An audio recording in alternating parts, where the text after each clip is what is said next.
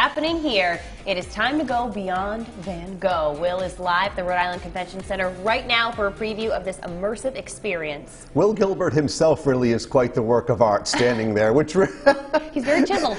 Good morning, my friend. What's going on down there this morning? Good morning, guys. Let me tell you, when you come down here to the Rhode Island Convention Center, you are going to be absolutely blown away, first of all, by the beauty of everything and all of the art that surrounds us today. I'm joined today by Fanny Cotta, the exhibition's art historian. Thanks so much for having us today. Thank you for having me. Glad you're here. I don't think a lot of people really know what to expect when they come here. Tell us what this is all about. So Beyond Van Gogh is really about blending cutting-edge projection technology along with a more traditional body of work, which is Vincent's painting. And through this blend, it allows people to literally set foot into his world, into his paintings, be part of them and resonate with them.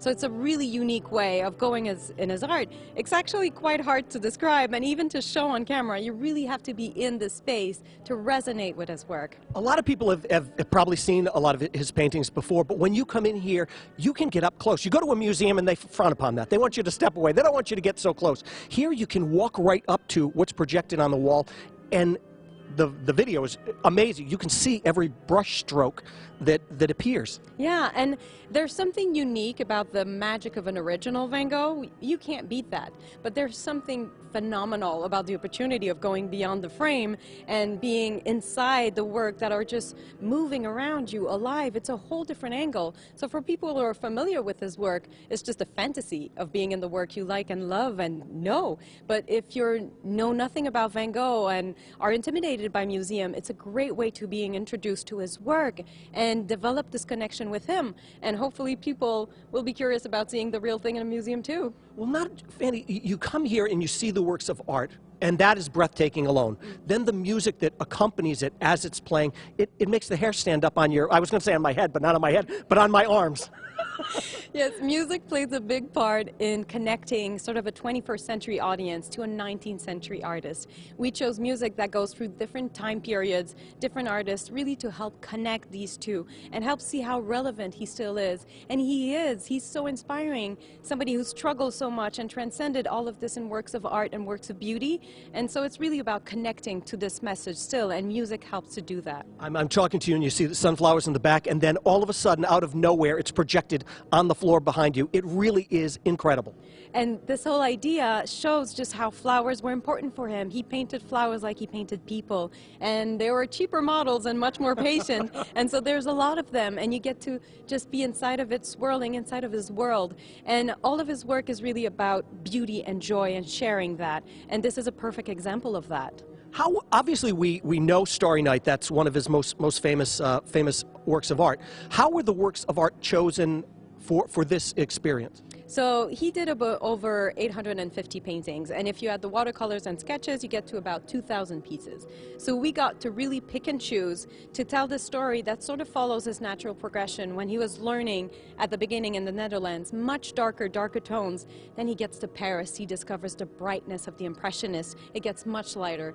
And then you get to the south of France, and you have this explosion of color that we know and love him for. So it was really about taking this audience on this journey from sort of a darkness to color, to the explosion of joy, healing nature, the power of color. That's really at the center of his work. And if someone is at home and they're watching and saying, oh, well, I really don't know very much about art, you don't have to. You can come here. This really is just something that I think you take something away with you when you leave here. Like any artwork, I know that it's intimidating sometimes because people feel like they do need some knowledge or words, and it helps. I love words, but in a case like this, it's really about being familiar with the word, living with it, and seeing how it resonates with each and every single individual. It's going to be different for everybody. Look at how beautiful this is as it appears on the wall. It really is just incredible. Yes, and this particular scene is one of my favorites. It's the almond blossom scene that he did when his nephew was born, and it's a perfect example of just his work being focused on joy and happiness and just the beauty of color. Which we all need right now, right? More than ever, yes. Yes, we do. Yeah. Well, I'm so happy to be here with you. You're going to stay by my side all morning long and kind of walk us through everything, all of this. If you are looking for just something just absolutely amazing to do, this is the place. We're going to walk through here, tell you more about Van Gogh, tell you more about the exhibit, and maybe show you some swag that you can purchase later on while you're here. Back to you. Welcome back. This summer, art enthusiasts can go beyond Van Gogh with an immersive experience at the Rhode Island Convention Center. Yes, that's right. As we mentioned earlier, this special exhibit showcasing the work of the famed artist Vincent van Gogh is opening up tomorrow. And Will is there right now, of course, Mr. Exclusive, giving us a look at what we can expect. It looks beautiful. How's it going, Will? I'm sorry. It really is beautiful, and let me tell you, it's pretty cool to be here with nobody else. But those people, everybody is coming, and they'll be here very soon. Fanny is joining us right now. She is the exhibition's art historian. Tell us a little bit about Van Gogh. So the thing with Van Gogh is that he's wildly famous, but mostly for Starry Night and the ear cutting incident. But the ear cutting incident is like the lowest point in his life, and it's a little bit unfair to everything else that he did and that he was.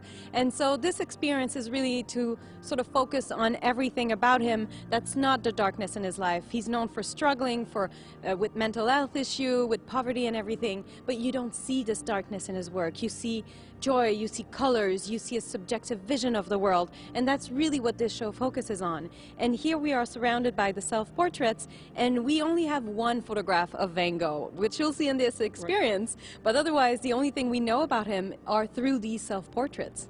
Do you know many other artists who have done as many, basically, self-portraits as Van Gogh has done of himself? A lot of people are famous for self-portraits. Frida Kahlo is one of the main examples that comes to mind, and that might be a popular figure in that field. But with him, what is truly unique is that you can see around us how different all of these portraits are. It's really different phases, and keep in mind, he passed away when he was 37, and some of them he looks almost like his father. Some of them tell a very different story, a different phase of his life. And so you get a lot from these self-portraits. You have the bandaged ear, which he painted to reassure his brother after the ear incident, to say, I know this was scary, but I'm okay, I'm painting, I'm inspired. So there is more to these self-portraits than just meet the eye. And looking at these self-portraits, I know we said it in our last segment, but you never have the opportunity to get this close to these incredible works. And just standing here with you right now, you can see every little brushstroke that he did, every little motion of the paint that he has used. And with him, that's the thing that's really unique. You know, when you have such a large scale, it changes everything in art. So whether you have a small artwork, you'll have a tendency of leaning over it. It'll be more intimate. When it's such a large scale like this, it overpowers you. It changes your connection to the work. So yes, you do see the details. You see the brush stroke. You see that he wasn't blending colors. He was putting them side by side. It was all about the intensity. You can tell that it's not just delicate brush stroke in like thin layers. There's an intensity to it. There's a frenzy to it. And you do feel it, especially on such a large scale like this. And one of the other things, too, is, I mean, bring your family. There's plenty of space. Bring your kids. We want them to have an appreciation for art, but also for Van Gogh. It's really, truly for everybody. Like I said, it's wonderful for people who don't know anything about him, great way of discovering that. And for kids, it's such a great introduction to art and the art world. They're running around, they're following the brushstrokes, they're twirling around, following the petals, the movement. It's just breathing alive around them. And that's the thing that makes it truly magical. The other thing, too, is people come, they sit on the floor, and they just stare at the walls as the walls are changing, as they're moving around. It's not something that's very still. It's the art is actually coming to life. Exactly. We have benches, we have people running around, we have adults twirling just as much as kids, and I'm tempted to do so most of the time. You really can go at it on your own pace, your own rhythm. Everybody's always going to react differently to art, to take something different from it, and an experience like that really showcases that. You can really walk around the painting, be inside the work, and just breathe with it. Now, I know I'm putting you on the spot for this, and it's probably very hard for you to say, but is there a favorite work of his that you have? Obviously, everyone knows Starry Night, but that may not be it. I have to say that's not it. It is a striking painting, though. But I do love the almond blossom scene that you might have peeked in the previous segment, because it's just such a bright, alive painting. It's such an example of everything that you know he wanted to share with the world. You see it in his letters to his brothers. It's really about communicating joy to the world, and that's why it's my favorite. Okay. Folks, I'm telling you, this is something you do not want to miss here at the Rhode Island Convention Center. We're going to be here for a little while longer, talk more about this incredible exhibit that's happening at the Rhode Island Convention Center. Back to you.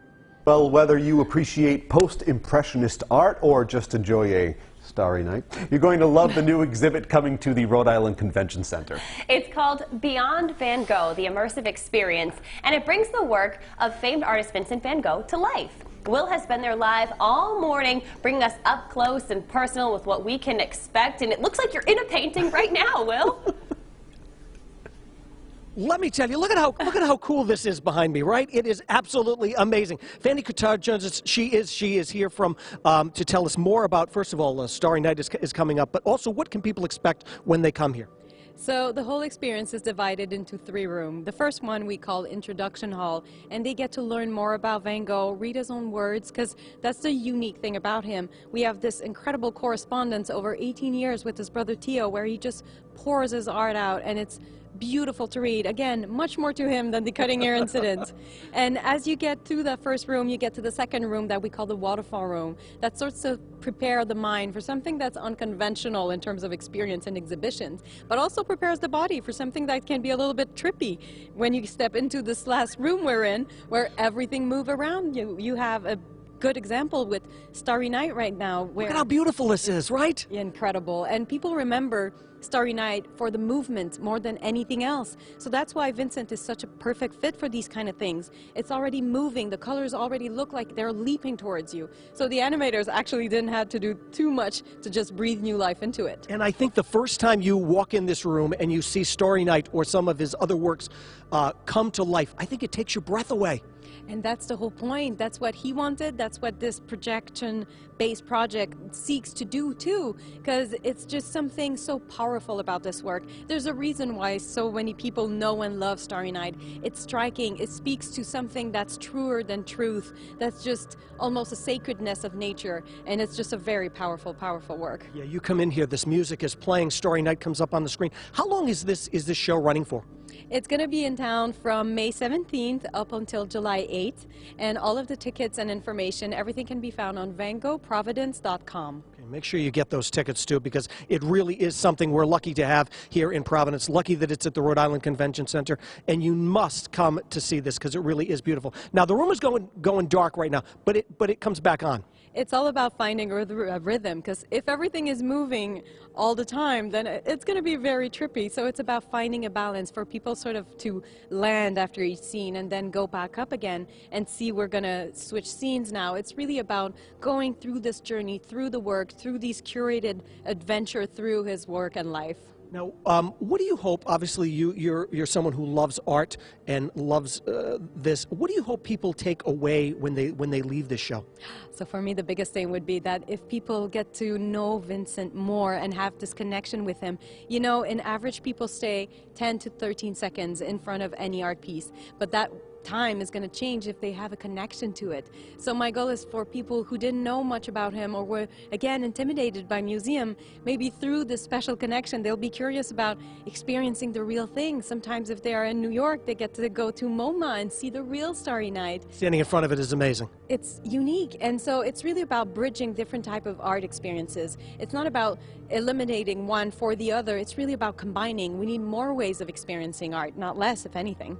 Just like Disney, when you leave here, you walk right into the store and you can purchase all of your swag too. There is that.